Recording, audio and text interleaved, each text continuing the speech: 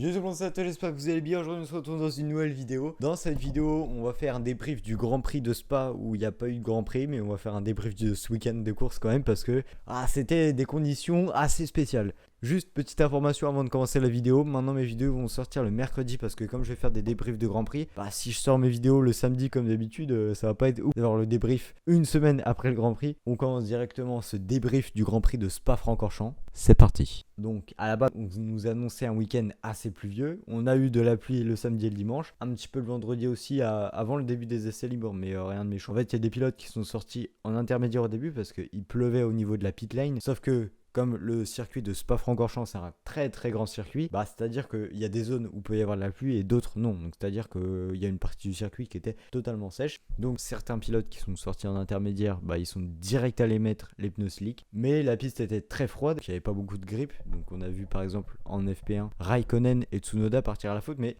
donc il y a le secteur 2 qui est assez sinueux, mais sinon les secteurs 1 et 3 c'est quasi que de la ligne droite. C'est un circuit où en fait l'aileron arrière est très débraqué, c'est-à-dire qu'il est déchargé en aéro, donc le train arrière est beaucoup plus sensible. Du coup en FP2 il n'y a pas eu de pluie non plus, mais la piste était très froide, donc on a vu Verstappen et Leclerc partir à la faute. Bon, un petit peu plus grave puisque ils ont tapé le mur, alors que Raikkonen et Tsunoda en FP1, eux c'était juste un petit tête à queue en sortie de l'épingle de la source. Ensuite, FP3, le samedi matin, on a eu de la pluie. Qualif Q1, Q2, on a eu de la pluie.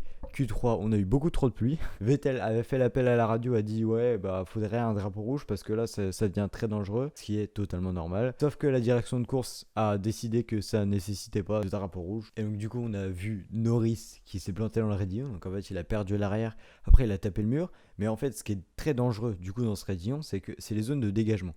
C'est-à-dire que si tu tapes à gauche, tu rebondis contre le mur, ça te ramène au milieu de la piste et pareil à droite. Donc ça c'est assez dangereux. Le raidillon c'était un virage mythique. Heureusement que Vettel était quand même assez loin derrière parce que sinon ça aurait pu faire un carton et ça aurait pu être beaucoup plus grave. On a eu un Vettel comme d'habitude bienveillant, gentleman, qui a râlé à la radio contre la direction de course en disant que il avait demandé un drapeau rouge parce qu'il y avait beaucoup trop de pluie et que ça met en danger la vie des pilotes. Et après il allait voir Norris voir si tout allait bien. Donc il a fait un petit geste, il a eu une réponse. S'il n'avait pas eu de réponse, je pense qu'il serait descendu de la voiture pour aller le voir. Donc la session a repris après et là on a eu une Q3 mais exceptionnelle. Déjà on a des pilotes qui commencent à sortir en maxi pluie. D'autres qui tentent le pari des intermédiaires. Les intermédiaires, ça avait l'air de marcher. Donc ceux qui étaient en maxi pluie, ils sont rentrés au stand. Ils ont direct mis les intermédiaires. 6ème position, on a retrouvé Pierre Gasly, le Pierrot, très régulier.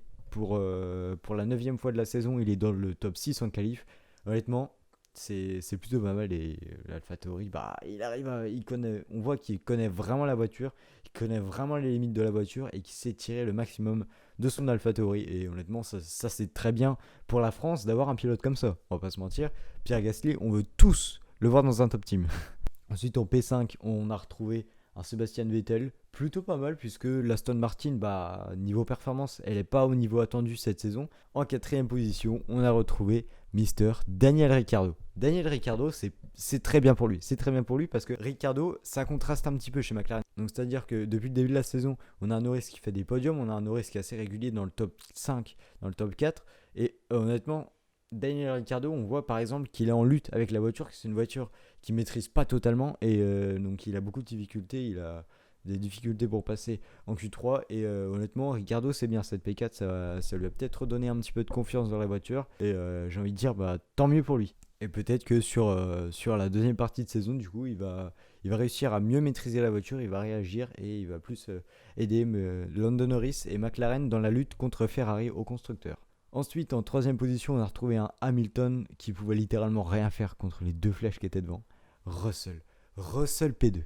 Le gars a réussi à mettre une Williams P2. Alors je sais bien qu'il y a eu de la pluie, qu'il était très fort sous la pluie, mais s'il vous plaît, il a mis une Williams en 2ème position. À noter, magnifique performance de George Russell.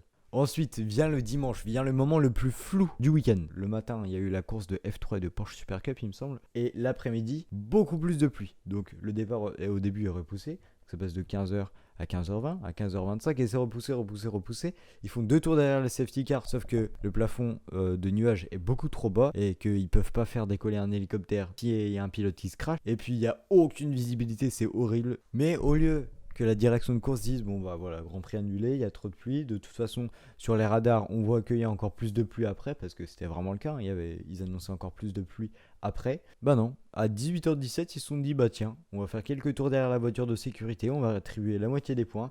Tout ça pour des raisons de fric, littéralement. On va pas se mentir. Alors, j'ose espérer pour le spectacle, pour les pilotes, que la bataille entre Verstappen et Hamilton, bah, ça va pas se jouer par rapport au Grand Prix de Belgique. C'est un petit peu dégoûtant, c'est un petit peu dégueulasse pour les écuries, pour les pilotes, pour le public. Moi, je pense au public. Je pense aux gens qui ont passé 10 putains d'heures à attendre sous la pluie pour qu'au final, on ait quelques tours derrière la voiture de sécurité. Et puis voilà. Donc, on a eu, pour la première fois en F1, un podium plus long que la course. Enfin bref, j'espère que ce débrief vous aura plu. Si c'est le cas, n'hésitez pas à lâcher un petit pouce bleu, à vous abonner si ce n'est pas encore fait, à vous abonner à ma chaîne Twitch parce que je compte reprendre les lives. Bon alors, je vais pas stream extrêmement souvent parce que y a les cours qui vont reprendre, mais il se peut que de temps en temps, quand j'ai du temps, je lance un petit live. Sur ce, moi je vous dis à la prochaine pour une nouvelle vidéo. C'était Nato. Ciao.